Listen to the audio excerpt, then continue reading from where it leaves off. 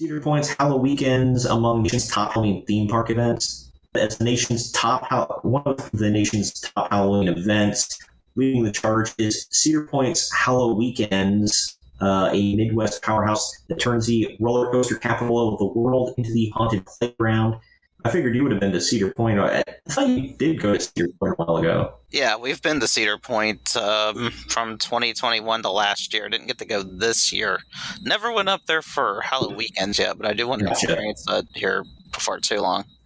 But I'm a person from Florida, so I can only say it for the 4 visits. Well, technically 5 visits I've been up there. The other one being in 2000, but heard nothing but good things about HalloWeekends. Like I said, I really want to check it out one of these years. So yeah, I've never been. Well, I've been to Kings. I've been to Kings Island's Halloween thing one time, but I've never been to. A couple times, I think. But that's it. I've always wanted to go to the ones in Disney World for Halloween. I know my wife really wants to go to that one, but I really want to go to their Christmas one too. That's well, I know that me and Lynn had did a video on that, but we are trying to get everything all settled on getting thumbnails and a little bit of editing and all that. But we did our visit, but I don't want to, mention too much on there. I would say save it for when the video comes out. It's not bad of a visit. However, it rained briefly during our visit, and that kind of hindered on the parade because obviously I wanted to see the Headless Horseman, and unfortunately because of the trolley tracks that are there, because it's wet, that would be a dangerous situation for the horse that's out there. So that was kind of the only buzzkill in that matter, but which I get in that situation. But I mean, the rest of the event, it was okay. It wasn't bad. So I would say it differentiates on the weather. And the timeline that I went for Christmas was like almost 20 years ago. I mean, I somewhat enjoyed it. It wasn't bad. You get to drink a lot of hot chocolate that's out there, and that was cool when that timeline came. But it wasn't bad. I preferred the Halloween event more just because I enjoyed it, and it just had more of the stuff that I like. So all I can say is when we showcase our visit for Mickey's Not So Scary Halloween Party, stay tuned for that one. It was a lot of fun, minus the situations over there, but I enjoyed more of the Universal visit of Halloween Horror Nights. The only thing I could say with that one, it just gets stupidly popular at times. It really does. Yeah, we went. We got married in August, and they were already setting some decorations out at the end of August for the Halloween Horror Nights. There, I was like, "Dang, already!" But they don't mess around, man. They don't mess around.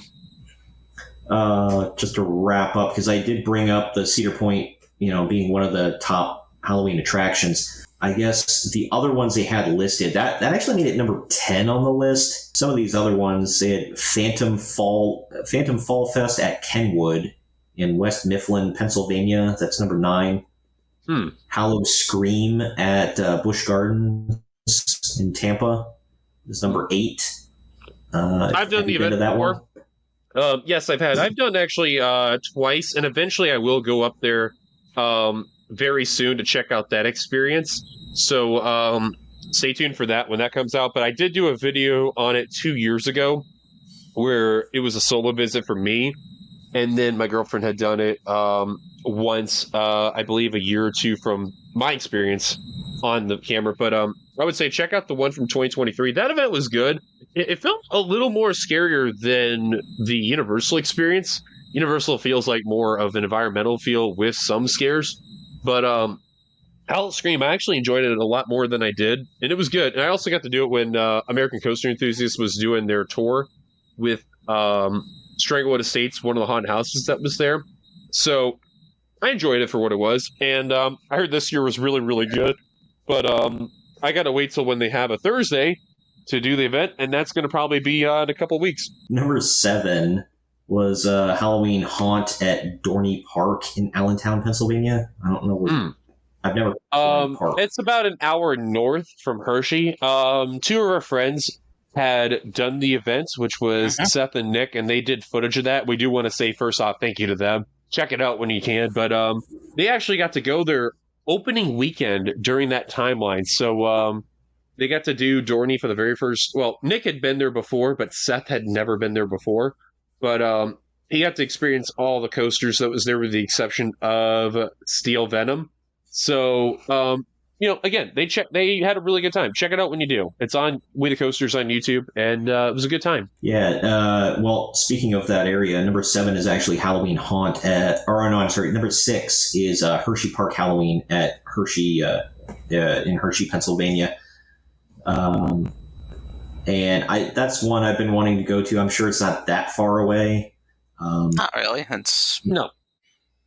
Yeah, I'd like to check that out sometime. Number 5 was Harvest Festival at Dollywood. Like I mentioned when we started streaming, they don't really do a Halloween theme. Whatever they do in fall theme that's me and Lynn had checked that out. It was good. It was very, very good. We had a really good time on that one. And if anybody wants like Christmas themed areas, obviously like Dollywood's closed because it's too cold, but Pigeon Forge and Gatlinburg in themselves, huge Christmas towns. Like they have Christmas stores open year round. They have a Christmas hotel. Like it's a big deal there. And they got the mountain coasters open too. So you want to get your fix in, there you go.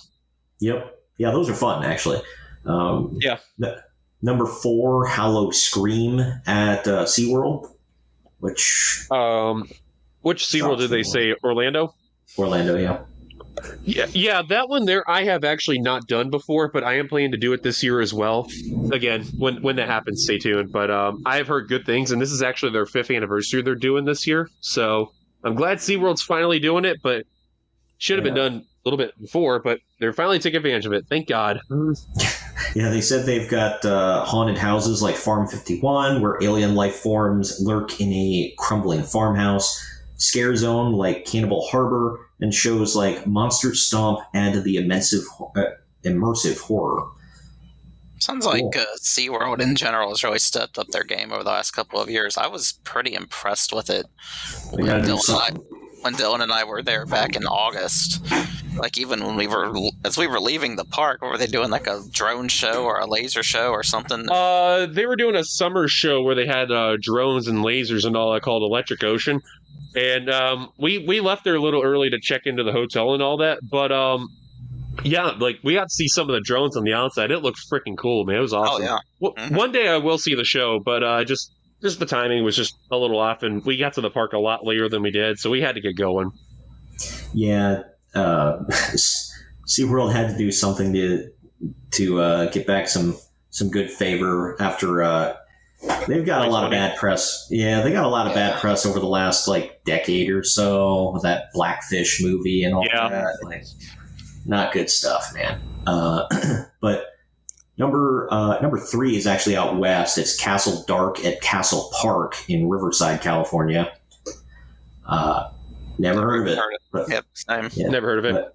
California's huge. So number 2 is Happy Halloween Weekends at Holiday World and Surf and Safari in Santa Claus, Indiana. That's not too far away from where Kyle and I live. But the weird thing is for Santa Claus, Indiana, they're kind of closed in December.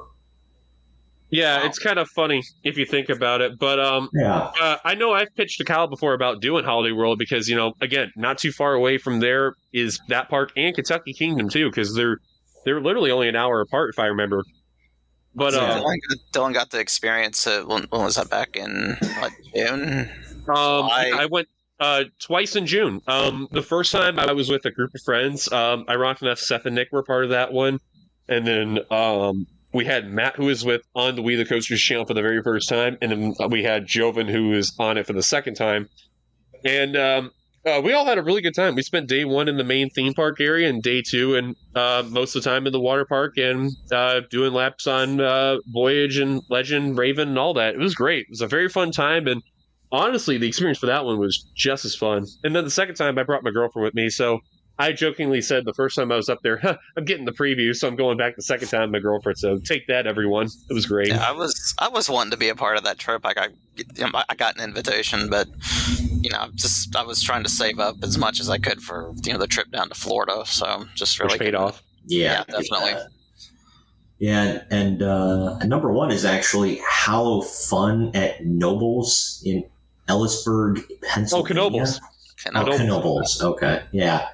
It says this Central Pennsylvania favorite tops the list with its all-ages approach to Halloween. Hallow Fun features holiday-themed treats, games, attractions, and pumpkin-flavored foods. Fall craft stations and festive atmosphere make it ideal for families. I've never heard of it in my life. Yeah, Pennsylvania, it's not really a state you would think of for theme parks or amusement parks, but they're stacked. Very stacked. Yeah, I mean, they've got a nice little section there. Like, we both went to Hershey Park last year and really enjoyed it. And yeah, for 2 days. It was great. And I technically have been to Hershey twice. It was originally planned that I was going to join them for the Hershey Park portion for this year, but just some stuff came up on my end when we were doing the Dollywood trip, so I wasn't able to go. But that's where we have separate footage of my end with the Dollywood trip, as well as the Gatlinburg Pigeon Forge area with the Mountain Coasters coming on by, and Seth and Nick with the Pennsylvania portion of their trip that they did. So it was good. But I was surprised that Halloween Horror Nights is not on there a bit, because that's one of the most premier events out there, and even Not Scary Farm, when we've heard many good things about that event, but not on there. That's kind of odd. It's like, what do you think of? They left off the big ones. When you think of Halloween events, first one that comes to mind is Halloween Horror Nights, and I expected that to be at number 1 instead of either Universal's. Heck, even Hollywood's is also good. They got their own terror tram that goes around there, where you take the tram and there's like 3 haunted houses and a boatload of scare zones in the entire area. So that's kind of surprising. I was jealous with the one in California. They they had when The Walking Dead was super popular for their Halloween Horror Nights, they had like a special Walking Dead attraction, and I was like, man, I wanted to go so bad. But I wasn't able to obviously get all the way out there, but it looked fun.